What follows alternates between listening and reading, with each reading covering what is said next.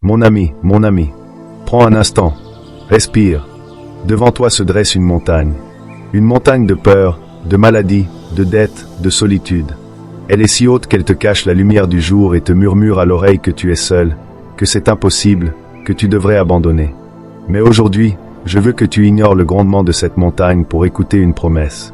Une promesse qui ne vient pas de moi, mais qui a traversé les siècles, inscrite dans la parole éternelle. C'est Dieu qui te parle directement, et ce qu'il te dit a le pouvoir de tout changer. Dans l'évangile de Matthieu, au chapitre 17, les disciples demandent à Jésus pourquoi ils n'ont pas pu guérir un enfant. Et sa réponse est un séisme pour notre logique humaine. Il leur dit, c'est à cause de votre manque de foi. Je vous le dis en vérité, si vous aviez de la foi comme un grain de sénévé, vous diriez à cette montagne, transporte-toi d'ici à là, et elle se transporterait, rien ne vous serait impossible. Tu entends? La plus petite des graines, une foi minuscule mais authentique, a la puissance de l'impossible. Dieu ne te dit pas, ta force déplacera des montagnes. Il ne dit pas, ton plan parfait déplacera des montagnes. Il te dit, ta foi va déplacer des montagnes. Regarde dans la Bible. L'histoire est remplie de personnes ordinaires qui ont fait face à des montagnes extraordinaires. Pense à ce jeune berger, David. Devant lui se tenait Goliath, une véritable montagne de chair et d'acier. Toute une armée d'hommes aguerris tremblait. Leur raison leur disait, c'est impossible, nous allons mourir. Mais David n'a pas regardé la taille du géant. Il a regardé la taille de son Dieu. Sa foi n'était pas dans sa fronde ou dans ses 5 pierres lisses.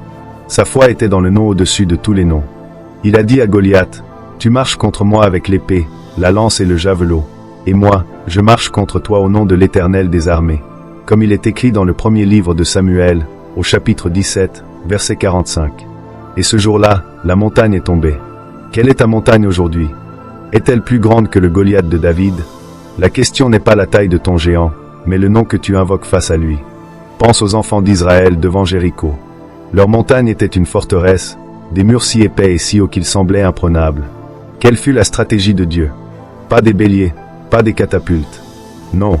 Il leur a dit de marcher en silence autour de la ville pendant 6 jours, et de crier le 7e jour. Une stratégie absurde pour le monde. Ils auraient pu dire, Seigneur, ce n'est pas logique. Mais ils ont choisi la foi plutôt que la raison. Ils ont obéi. Et au son de leur cri de foi, la montagne de pierre s'est effondrée.